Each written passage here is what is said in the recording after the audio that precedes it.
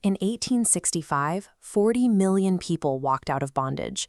It is a number so massive that it frequently resists human comprehension.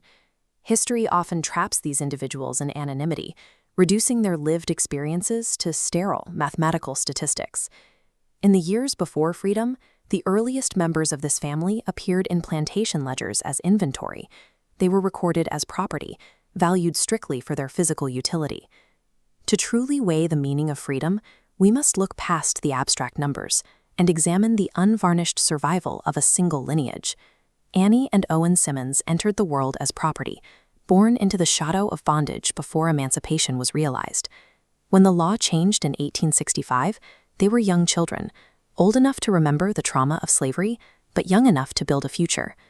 These two children transitioned from anonymous property into the founding patriarchs and matriarchs of a new, free generation. These two survivors served as the fundamental anchors of the lineage, planting the seeds of a new family tree that would multiply and stretch for over a century.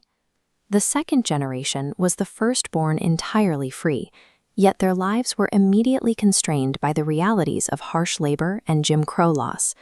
Survival remained a daily physical struggle throughout the post-slavery era and the Great Depression. The family record reveals the friction within this demographic bottleneck. Ida died at 1, Clara at 3, and Mamie at 28. These children were specific losses that illustrate the heavy toll exacted upon the newly freed population. Reaching adulthood and passing on a name during this era served as a radical act of biological and spiritual defiance. Several family members, like Callista, Susie, and Robert Haljocks, became titans of longevity, living into their 80s and 90s.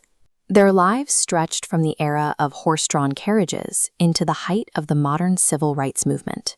They lived to witness the legal dismantling of the segregation they were born into. Their experience spanned the distance from agrarian plantation life to the launch of the first rockets into orbit. The gap between American slavery and the modern age is physically spanned by just 2 overlapping lifetimes. The turning point for the family's demographics arrived with the union of Jessie Simmons and Edward Daids. This single household successfully raised a 4th generation of 10 children, permanently widening the family bottleneck.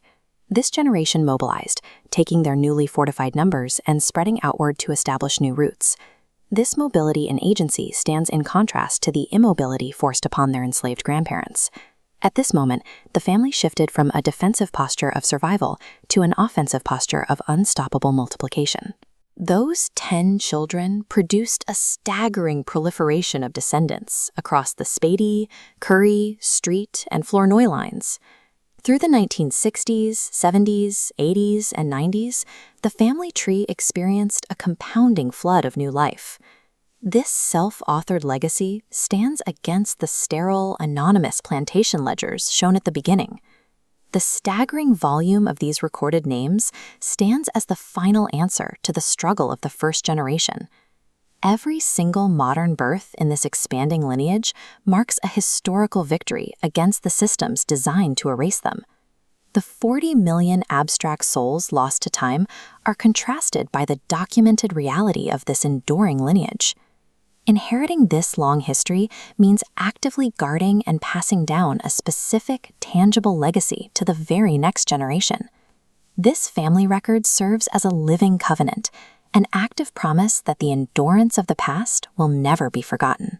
Lasting freedom exists in the continuous, defiant act of existing and multiplying across time.